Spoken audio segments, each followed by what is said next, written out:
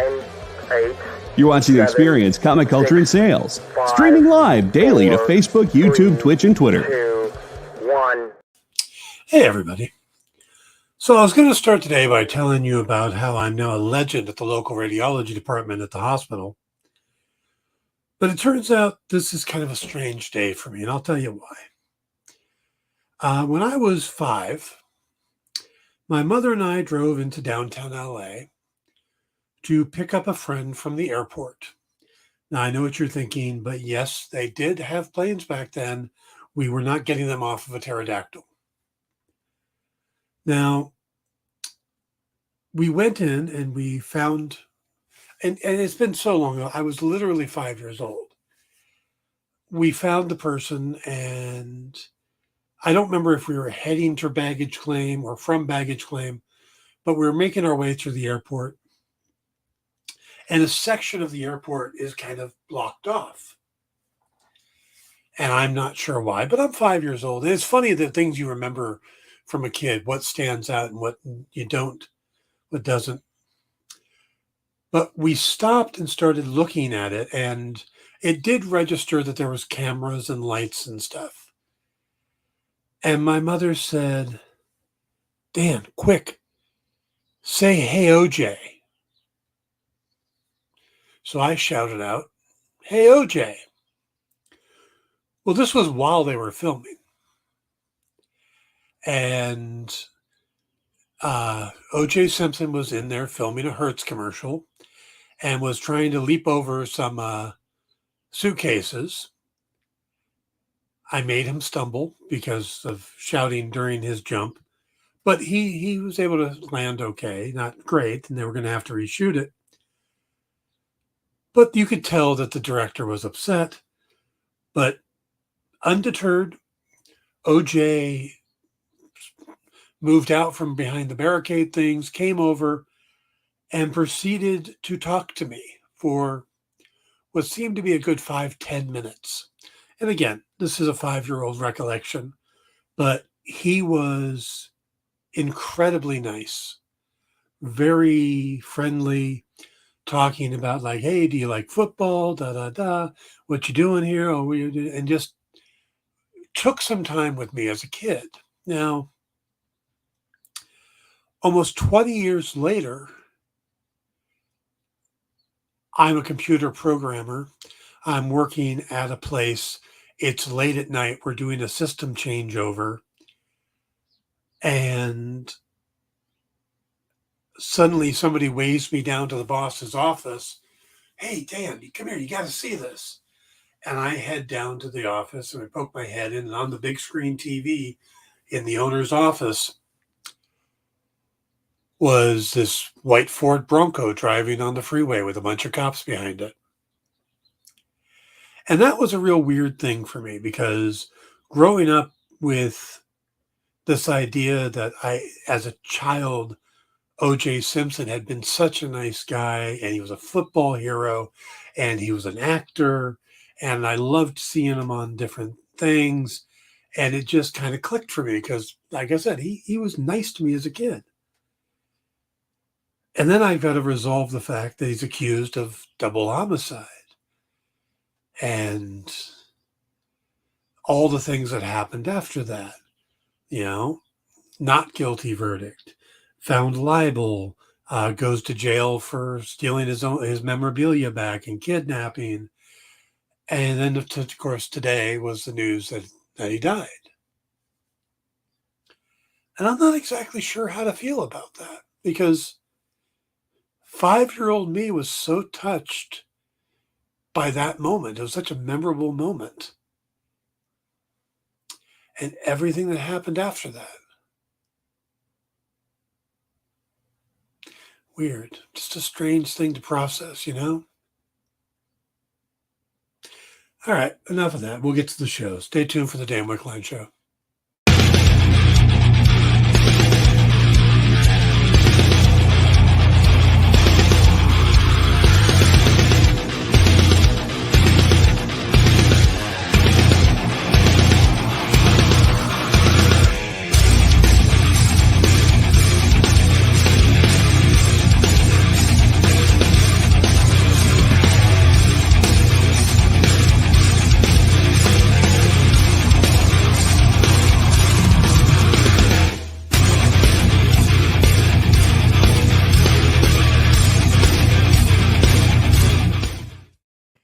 everybody, welcome to the Dan Wickline Show here on The Experience. Hello to Ed, hello to Triple B, and of course, JD on the board. JD says, I remember thinking the guy from Naked Gun killed someone. CNN did like wall-to-wall coverage this morning with Wolf Blitzer, and you could tell that Wolf had a special place in his heart for OJ because Wolf is a Buffalo Bills fan, and OJ was a great running back in the NFL, and he played for the Buffalo Bills. So if you're a Buffalo Bills fan that grew up in the 60s and the 70s, or watching him in the 60s and 70s, this was the guy, this was the Emmitt Smith or Christian McCaffrey, this was the guy. He was the first one to ever rush for 2,000 yards in a season, something nobody thought could be done. So it's a weird thing. So, but we're going to move off of that. Interesting thing happened to me just now. Right before the show started, Lisa came in with this large package from Amazon, and I was a little dumbfounded because I didn't know it had arrived, and I opened it and I realized it was something I had ordered 3 hours ago. Literally, I ordered something and 3 hours later it showed up here. Now, this isn't DoorDash or Uber Eats or what, or it's not like I'm even ordering like Walmart or something that do instant deliveries. This is Amazon. And what is it that they got to me in 3 hours? Not some medication, not some food that could go bad, not anything that... Dog treats. 2 kinds of dog treats that I ordered. Now, unless my dog snuck on here and paid for advanced shipping, 3 hours to get dog treats is pretty remarkable, but I digress. Let's move into Ed says, hold on to that childhood memory. That OJ was a nice guy and a hero for you at the moment. Anyone can change, sometimes not for the better. True. That is true. And as much as everybody is 100% convinced he was guilty, or most people are, he was found not guilty. So in the eyes of the law, they did not have enough evidence to prosecute him. So, I don't know. All right, we have a literal ton of news. CinemaCon's going on today, or this last couple of days. So we got a bunch of stuff that came in. So we're going to hit through that, and then we're going to talk about Shalla-Bal tonight, and got some key issues for you. We got a good show. So, by the way, please hit the thumbs up button, the like and subscribe buttons, all those things. And remember to stick around. We got a great lineup today. Miss Jen has pulled out some really oddball comics for what's in the box. Then the Geek Chat is going to be talking about a few things, but one of the things they're going to cover are the new Ghost Machine books. And finally, on SketchUp tonight, we have both Drew Moss from Thundercats and Trish Forstner, who is from Feral and Strays, or is it Stray Dogs? Also, she does covers for Dynamite's Disney books. So, Stray Dogs, thank you. So, yeah, they'll both be on SketchUp tonight. You want to check that out. So, all right, let's get to the news. We start with the potential spinoff that were being talked about by Kit Harington as a Jon Snow-led thing. Well, Harington, when it was originally announced, he's not spoke about it as much, and now he's like, yeah, no. Because he didn't originally want to speak about it, because he said, in development, you look at every angle, you see whether it's worth it, and currently, it's not. Currently, it's off the table because we couldn't find the right story to tell that we're all excited about enough. So we decided to lay down tools with it for the time being. There may be a time in the future where we return to it, but at the moment, no, it's firmly off the shelf. Now, when word of this potentially came out back in June of 2022, George R.R. Martin was part of the leak and actually said that there was a working title for it just called Snow. So, but yeah, it's not happening, at least for now. But Harrington seems to think that maybe it'll come back around, and he is kind of the driving force behind it. So, if you are a wrestling fan as well as a fan of Stephen Amell and the series Heels he did on Stars, well, the 2 seasons that they did has moved from Stars to Netflix. So if you didn't get a chance to see it over on Stars, this was a critically acclaimed series from Michael Malley. It starred Stephen Amell and Alexander Ludwig, about 2 brothers, wrestlers.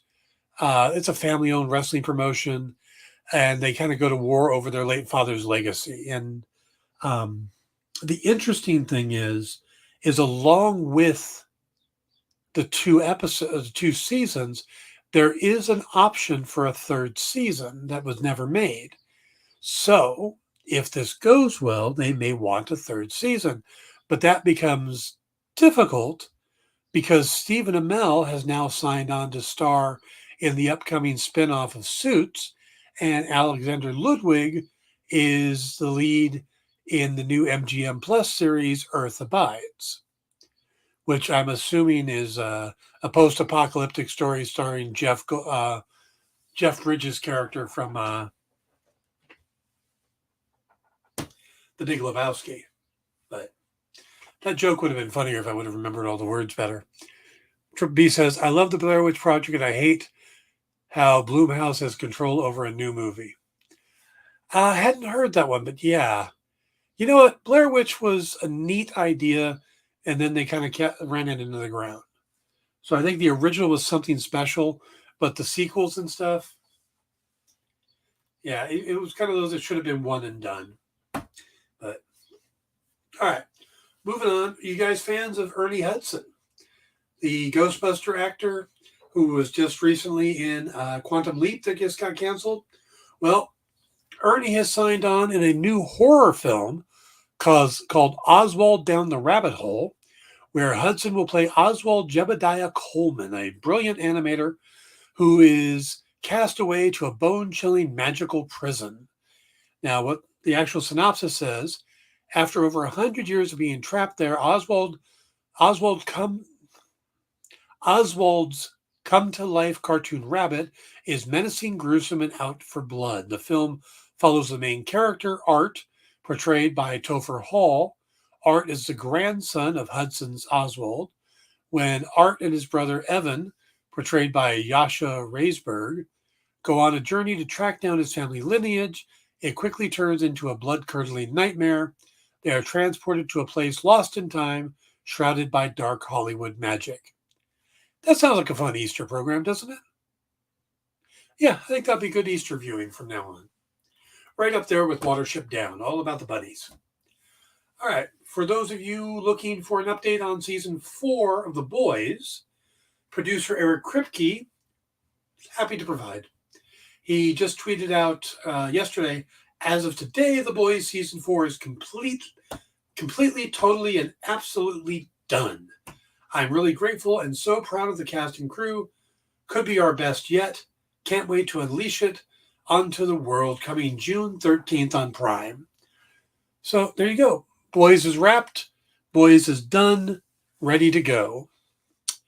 Moving over to, I got to tell you, every time I think of Sony and what they've done with like Spider-Man and all the Spider-Man spin-off stuff, you hear stories and you think they can't possibly be that screwed up. They can't possibly be that unaware of things. And then you hear stories about how Kevin Feige walked in, made a pitch about what he would do if they had Spider-Man back, and Amy Pascal throw a sandwich at him. Well, this story says that Zendaya landed her big breakout, the opposite of Tom Holland in 2017 Spider-Man Homecoming, and there's evidence now that Amy Pascal said, Amy Pascal says neither her nor Kevin Feige knew who the star was when they auditioned for the role of MJ. Pascal said she was wearing no makeup and she was just dressed like a regular girl. And we were like, oh my God, she's amazing. She has to be in this movie. She went on telling Vogue. And then we found out she was a totally famous person and felt really stupid. To be honest, I wasn't sure who she was until after No Way Home either. But then I don't work where I cast people. I'm not hiring actors. So I don't need to know who's somebody who made it big on was the Disney Channel and stuff like that. They kind of do. Hey, Kenneth, good to see you. Okay, moving on. DC Studios co-head Peter Safran at CinemaCon told attendees on Tuesday that Warner Brothers Sundance acquisition of Super/Man, the Christopher Reeve story, is getting a September theatrical release. So yeah, the documentary about Christopher Reeves is going to be in theaters. Now, there's no exact date specified, but Safran showed a movie trailer involving Reeves' son's distress after the horse accident that left the actor paralyzed, the actor's connection to pal Robin Williams, and his prep for the role in Richard Donner's 1978 Superman film. The documentary features never-before-seen home movies, personal archives, to reveal how Reeves went from this unknown actor to iconic movie star as the ultimate superhero, and how he became an activist after the horse riding accident left him a quadriplegic and dependent on a ventilator to breathe.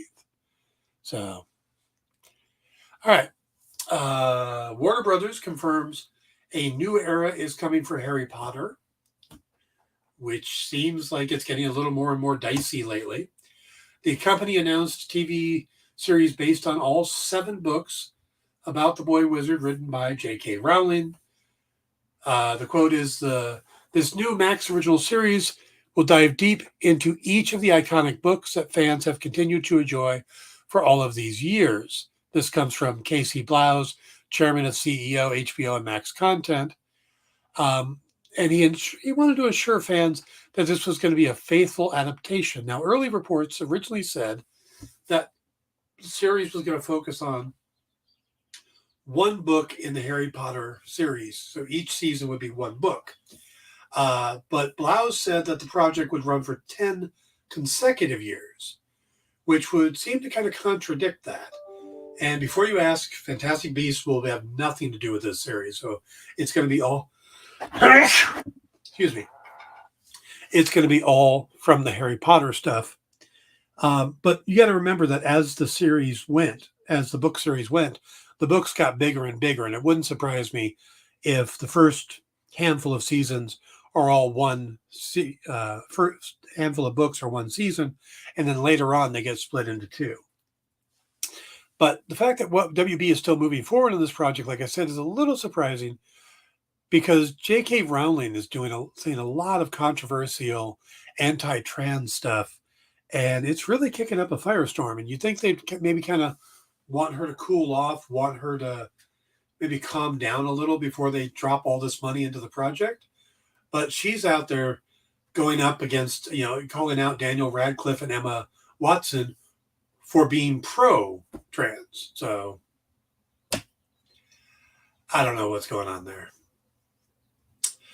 If you were a fan of Godzilla and the recently released Monarch Legends or Legacy of Monsters, Apple TV has renewed it for a 2nd season. The streamer has struck a multi-series deal with Legendary, which includes the 2nd season of Monarch and multiple spin-off series based on the franchise. They say Monarch Legacy of Monsters has left an indelible imprint on the hearts, minds, and imagination of audiences around the world, led by the brilliance of Chris, Matt, Kurt, Wyatt, and the incredible, gifted, talented cast and creative team. Kurt and Wyatt, of course, are Kurt Russell and his son Wyatt Russell, who played the same character in different time periods. Morgan Wendell, head of Apple TV, said, he went on to say, we couldn't be more excited for viewers to not only have the chance to experience even more thrills in season 2, but to embark on epic new journeys in the franchise as we expand Legendary's Monsterverse. For fans of Transformers or G.I. Joe, it's been confirmed that, we knew that this was coming because it was indicated in the last summer's Transformers Rise of the Beast. But the G.I. Joe team and Transformers are getting together for a new feature film. At Paramount, the idea is based on a storyline played out for the Hasbro brands in their 1980s Marvel's published comics. Steven Spielberg is set to executive produce, but no creative team has been attached yet. But yeah, Transformers, G.I. Joe meeting up in a major motion picture. And finally, one of Hollywood's busiest rising stars just kind of signed on to another project. That would be Glenn Powell from Top Gun Maverick. Paramount decided they want to do more with him, and this time they're doing a reboot of The Running Man. Edgar Wright will be directing and producing with Nira Park and Simon Kinberg. And of course, it's based on the novel by Stephen King. But of course, this was written under his pseudonym, Richard Bachman. Running Man was made famous in the 1987 movie starring Arnold Schwarzenegger. And it's all about a futuristic chase thriller set in a dystopian America in the year 2025. Yeah, I missed that part when I first was covering the story. The story centers on Ben Richards, a desperate man who participates in a violent reality show called The Running Man in order to win enough money to revive his gravely ill daughter. The show follows Richards being chased by numerous hunters sent to kill him. And I got to tell you the truth, actually, that totally could happen in 2025, couldn't it? All right, guys, that's the news. Let's take a quick break, and when we come back, we're going to talk Shalla-Bal. Be right back. By the way, great round. Join the party. Head over to our link tree to find all the links for everywhere the experience is all the time.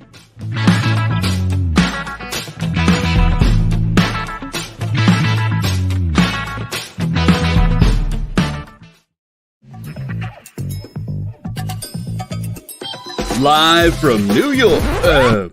What? Oh, sorry. Live from Cleveland? It's Friday night? It's Friday Night Live! With Nancy McCann. And Ricky. And sometimes Carlos. And featuring boxes and boxes of rare comics. Unique collectibles. Lots of smiles and conversations with new friends.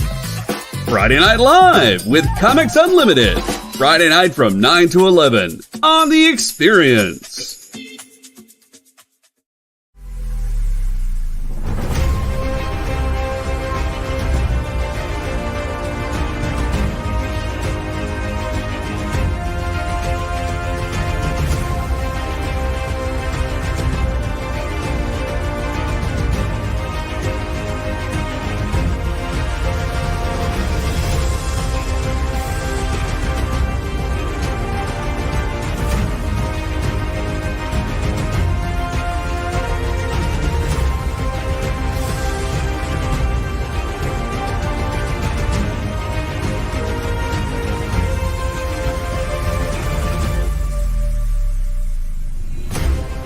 Ask your local comic shop to add Battle Quest comics to your pull list today.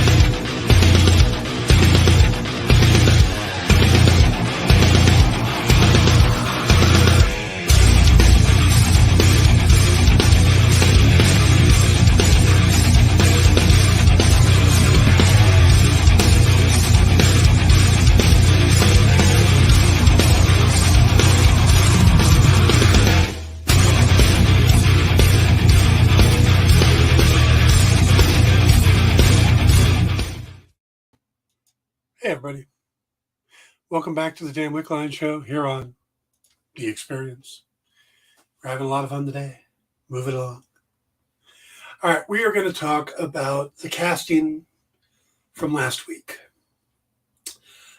Julia Gardner was cast as, well, the way Deadline read it, she was being cast as Shalla-Bal, the Silver Surfer, and that opened up a huge can of worms because so much came from that.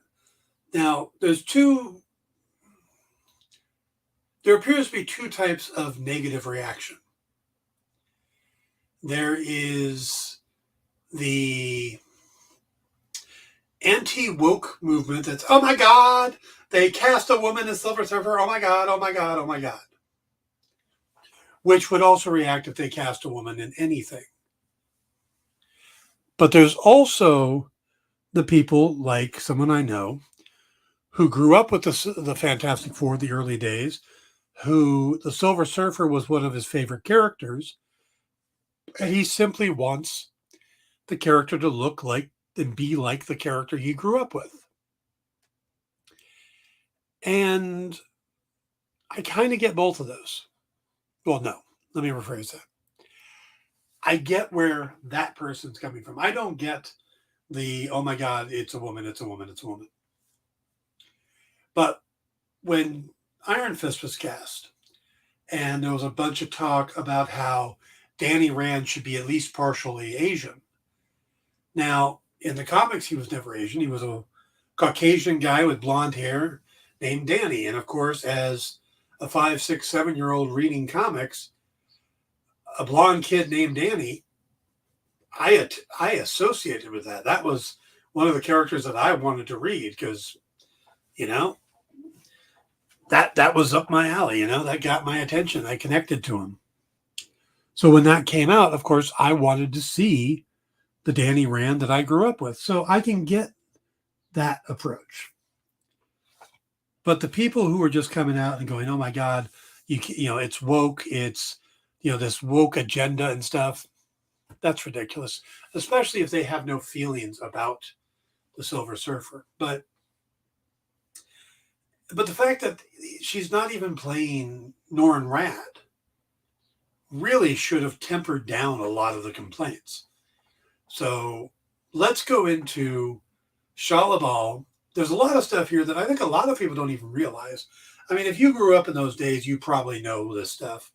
But if you have not been a huge Silver Surfer fan, sometimes people assume that the origin we know came with the character. And a lot of times that stuff comes much later, you know, and it even contradicts some of the earlier stuff. And Silver Surfer is no different than that. So let's break this down. Let me find my notes here. Okay. So in Fantastic Four number 48 in 1996 or 1966, we were introduced to the Silver Surfer as an aside. He wasn't even the main story of that issue. It was wrapping up an Inhuman story. And the character just, you know, he shows up on the end of page 7, carries over onto the top of page 8, and then goes away for a few pages, comes back, and they just kind of tease, and at the very end, we get Galactus. Now, if history is right, and what everybody has said, Jack Kirby added the character to the book without even telling Stan about him. He just showed up, you know, and Stan was like, who is this? And there's a note in the margin saying Silver Surfer. And there's some credence to how he appears, how it just showed up in the dialogue itself from the book, because he says in it, he refers to him as a being we shall call the Silver Surfer for want of a better name. So right there, he is saying, look, I don't like this name, Silver Surfer, but it's what we have for right now, but I'm sure we'll change it later. We're definitely going to change it later. And they didn't, of course. And,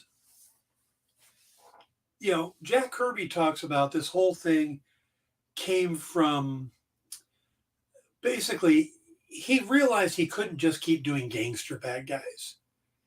He needed something that was going to be different, you know? So he went to the Bible and creation and God, and that's where he got the idea for Galactus. And he thought that this being needed a herald. So he came up with Silver Surfer, but he came up with Silver Surfer because he had just read an article in the paper that talked about this new trend that kids were doing, surfing. And he couldn't just make this a teenager on a surfboard in deep space. So he made him a cosmic surfer. And that's pretty much where Jack Kirby got the idea. But with it didn't come the full-on origin, everything we know about him. Basically, what happens to the Silver Surfer, and the thing is, we get Galactus. He's not the celestial-sized character that we get nowadays. He's only about 30 feet tall. He's in a different colored outfit. He's in, it's like red and brown and green. So the whole purple outfit motif comes up not until later. And Surfer is completely devoid of emotions. His interactions with Alicia Masters is what brings him around. He has no idea what eating is. He has no idea what the concept of what beauty is. He knows it as a concept, but has never seen it. And he says that for the first time in his life, he's found something worth fighting for. Now, of course, if you know the history of Norrin Radd and the Silver Surfer, that contradicts all of that. Because we know how he got his powers and what he did and what he sacrificed and his love for Shalla-Bal and all that. But again, none of that was there when it started in the early 60s. This was just like the outer shell of the Silver Surfer, which it took a lot of Stan Lee just pouring his angsty dialogue and his ruminating about the world into this character that made him so popular with college-age people. Now, the actual backstory that we know didn't come until 2 years later. And this was after he appeared a few more times in the Fantastic Four magazine. But because he was starting to become popular and people were writing about him and stuff, Marvel decided to give him his own series. And Stan Lee was going to write it. And they decided to go with John Buscema as the artist instead of Kirby. And I know that caused some tension. This was like one of the first things that really put a split between Lee and Kirby, because Kirby wanted to work on the book, but he was also working on a bunch of other things like Fantastic Four. And Lee didn't want to take him off the Fantastic Four. So he gave it to John Buscema. Now, in this first issue of Silver Surfer's own series, this is when we're introduced to Xena Law. We meet Shalla-Bal, who's his love. We get the idea that Norrin Radd is a scientist, and Galactus comes to eat their planet, and Norrin sacrifices himself, offering to be a herald for Galactus in exchange for the saving of Xena Law. So at that point, he knows what love is. He knows what beauty is. He knows something worth fighting for.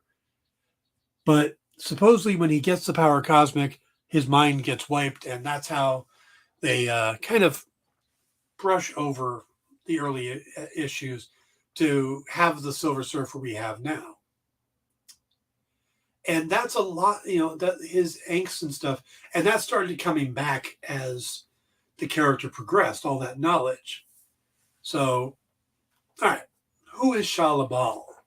Now, we know of her as Norrin Radd's love interest, but at one point she's the Empress of Xena, the lover of Norrin Radd. And when, like I said, Norrin sacrificed himself to save, to serve Galactus, which is kind of fascinating because they've retconned that Galactus had previous heralds. So it wasn't like this was Norrin's, convinced, oh, hey, you should have a herald and I'll be it. He had heralds before, just didn't happen to have one. Now, Norn, of course, gets the power cosmic, becomes a Silver Surfer. He separates Shalla-Bal for a long time. And of course, when it comes to eating Earth, Silver Surfer rebels against Galactus and is then trapped on Earth as a punishment. And he puts up this energy field around Earth that only Silver Surfer can't get through. Now, you've got this now set up, so you need villains to go up against the Silver Surfer. So the two villains they seem to like is they like to bring in Dr. Doom, because Doom wants Surfer's powers. And they introduce this new character, this kind of demonic character. You may have heard of him, Mephisto. Yep, Mephisto was debuted in the Silver Surfer series. And what Mephisto wanted, he didn't want the power cosmic. He wanted the Surfer's noble soul. And since he didn't have a golden fiddle to trade for it, he decided to use Shalla-Bal as a pawn. Now, Mephisto replaced the consciousness of Shalla-Bal and made her believe that she was just a citizen of Latveria named Helena, and she was going to marry Dr. Doom. And the whole idea behind this was to make the Surfer fight the Fantastic Four. There are always these complicated plots, aren't they? Yeah. So, let's back up here. Ed says, I love all the double letter names. Yeah, Stan Lee loved alliteration, so he would constantly do that. So you Peter Parker, Stephen Strange, Silver Surfer, Bruce Banner. But Silver Surfer was Kirby's naming, but he did kind of stick with Stan's naming convention. And what exactly is the power cosmic? My knowledge of SS and Galactus is limited. Great question. When this all came out later on, I'm going to have to do this off of memory here because I didn't put it together. But Galactus, when he eats a planet, what he's doing is stealing the energy from the planet, the life essence energy. And it comes from not only the living planet, but also from the people on the planet, which is why he always goes after inhabited planets. And for them to know that they're about to die actually increases the energy level that he gets. So that's what Galactus is. Once he gets to a certain level of energy and this hunger that he has, he then releases that energy. It causes the Big Bang, and we end up with a whole new galaxy. He can take a portion of that energy and bestow it upon someone to be his herald. And that's the power cosmic. It's the cosmic energy created by life force that flows through all of us and is the force of the galaxy. I hope that made some form of sense. Because like I said, a lot of this has been retconned and back-ended, and yeah. In a lot of ways, what they're doing with Galactus is similar to what they're doing with the Celestials in the MCU, and also Neil Gaiman did in his version of the Eternals, where the Celestials are feeding off of the consciousness of living beings, and that's what Galactus does. JD says, and apparently never remembers to collect upon end of employment. Dude needs an HR department. Yeah, he never pulls it back. He never takes the cosmic power back, which always seems weird to me. He's got a lot of unemployed heralds out there. I mean, there's one called the Forgotten One, who was the first herald. There's Silver Surfer. There's Airwalker. There's Fire Lord. There's Terrax. Morg, I think, was one. Frankie Ray, who became Nova. Somebody else, I think Johnny Storm became a herald for him for a while. There's a lot of them. So that's just off the top of my head. I'm sure I'm missing some. But, all right. So let's get back to Shalla-Bal. So you've got this whole thing going on with her and Doom. Meanwhile, in another part of the Milky Way galaxy, Galactus heads over and goes, yeah, I'm going to eat Zen-La anyway because Surfer betrayed me. But he did this one a little different by letting them know he was coming, giving them enough time to get off the planet. So when he ate like the atmosphere and all the living part of the planet, he didn't eat the people, so he didn't get the amount of energy he normally gets. But he did this because he was angry and left this lifeless husk behind of Zenn-La, and then all the people went back to it, trying to live it on this dead planet. So, yeah.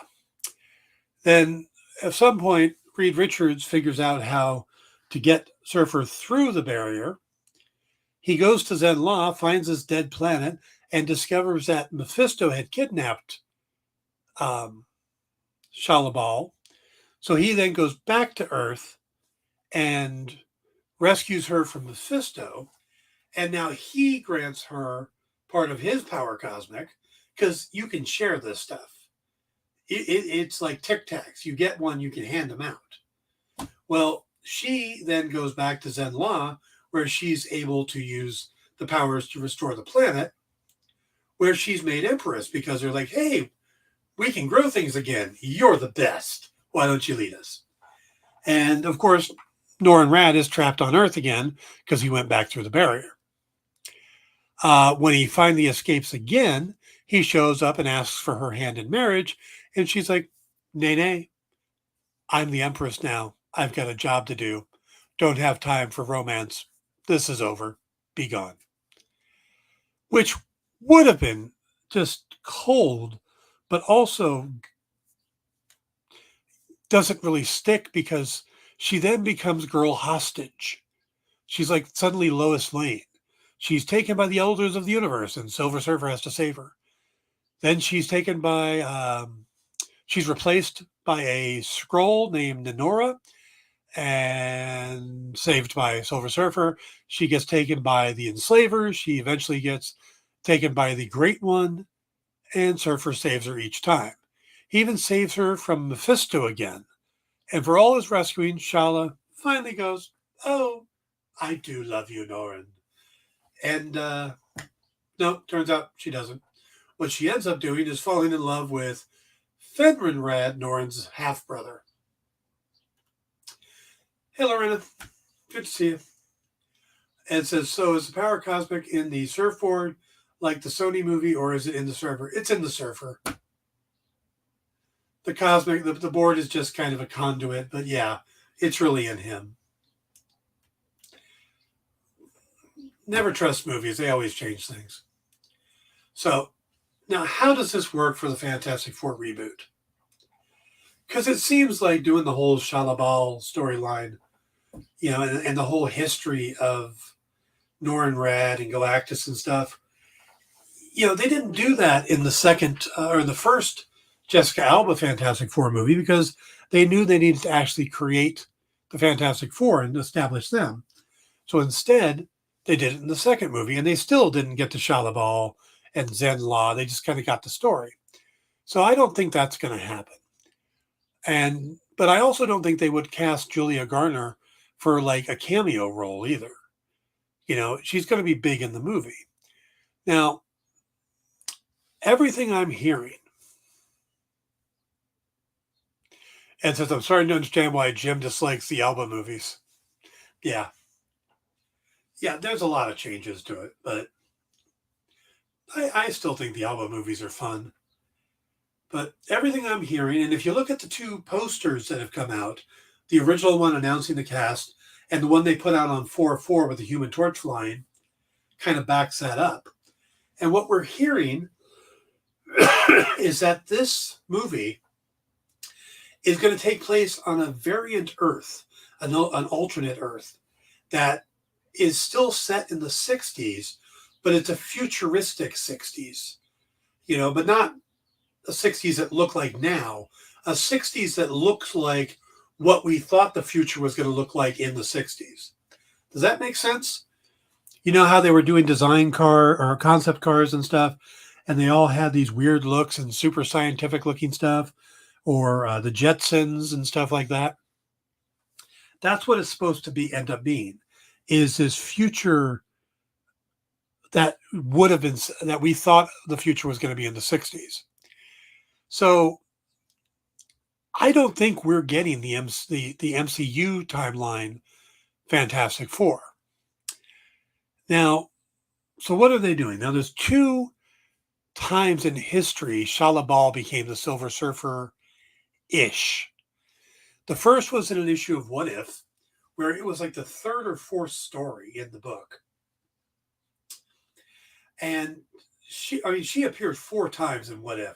But in this one particular one, Galactus decides to strip the power cosmic from Norrin Radd, the only time that HR reminded him, and he gives it to Shalla-Bal and turns her into a character called Starglow. So she's not quite the Silver Surfer at that point, but it's close. So the second time we get Shalla-Bal as a Silver Surfer-esque character was in an alternate Earth series called Earth X. And in Earth X, Galactus has died. And the Silver Surfer and the High Evolutionary kind of figure out that's a bad thing. We kind of need Galactus. So they convince one of the most powerful mutants ever, Franklin Richards, the son of Reed Richards and Sue Storm, that the galaxy needs a Galactus, and he becomes the new one. And then he uses the power cosmic, or his own powers, it's vague, to bestow the same powers on Shalla-Bal, so that she then could be a female Silver Surfer, and the two of them could explore the cosmos together. Mind you, she ends up dying in a battle against the Celestials, but that's not the point. She becomes a female Silver Surfer. Now, again, what we're hearing is that the Fantastic Four we're getting is not the newly returned from Gamma bombardment, but rather an older, more experienced group where Reed and Sue already have kids. And this makes sense with casting of Pedro Pascal, who's in his 40s, and Vanessa Kirby and Eben Bacharach and Quinn, Joseph Quinn. This all makes sense when you look at their ages and stuff.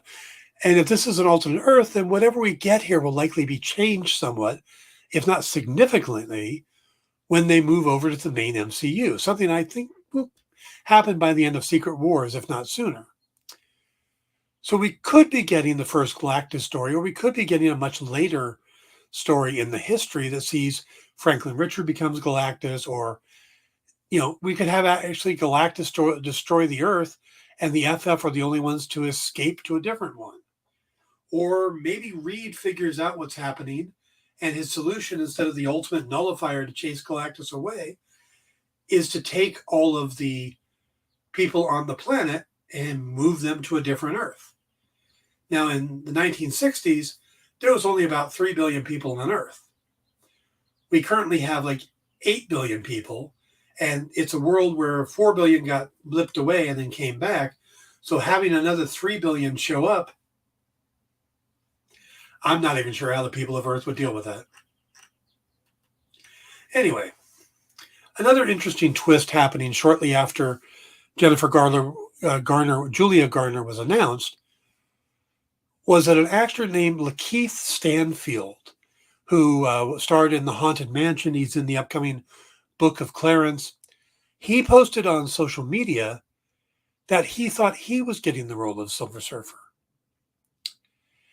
Now, he's since deleted the post, and most people think he deleted it because it didn't look good to whine about not getting a part, or he wants to stay on the good side with Marvel. But what if he deleted it because he was still up for the role, or at least of Norrin Radd? Maybe we're getting 2 Silver Surfers. In which case, the people who are getting upset really are getting upset too soon. Maybe that's the key, is that it's still possible we're going to get a male Silver Surfer and a female Silver Surfer. Who knows? The movie is still like 15 months away.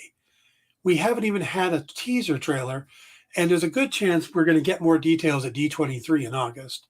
So if you're somebody who's upset by all this, maybe give it a rest for now. let's see what happens next before you get really upset. Okay? All right, we're going to take a quick break. When we come back, we got some key collectibles, and we'll wrap up the show. So be right back. Twitch, it's not just what happens when you have too many energy drinks anymore. Check out our content over there, too.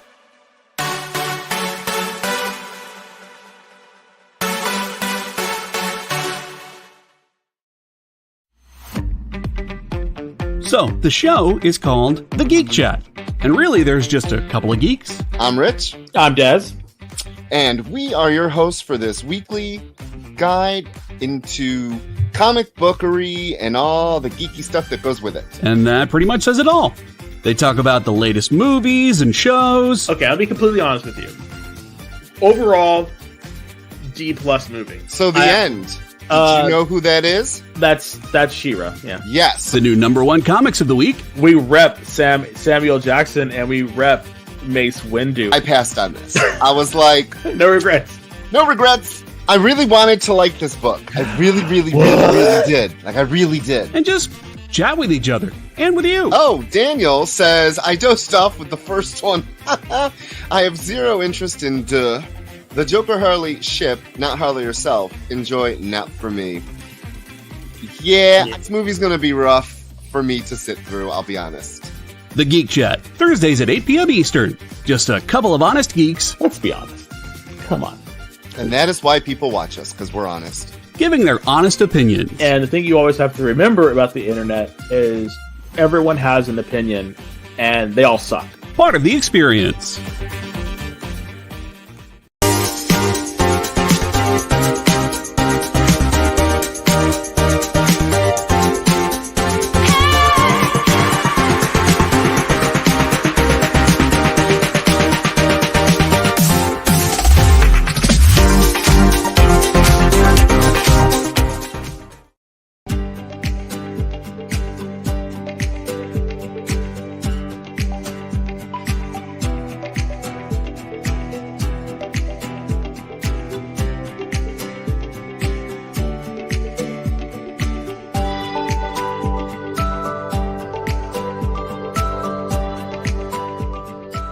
There's something for every imagination at your local comic shop.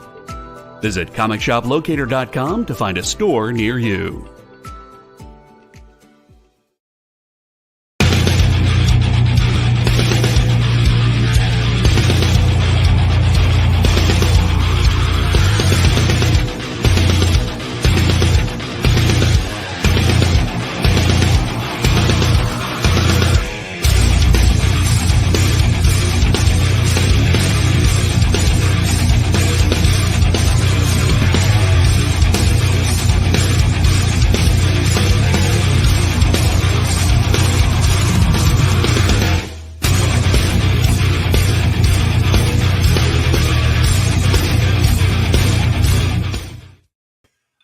Welcome back to the Dan Wickline Show here on The Experience. Remember to stick around for What's in the Box, the Geek Chat, and SketchUp.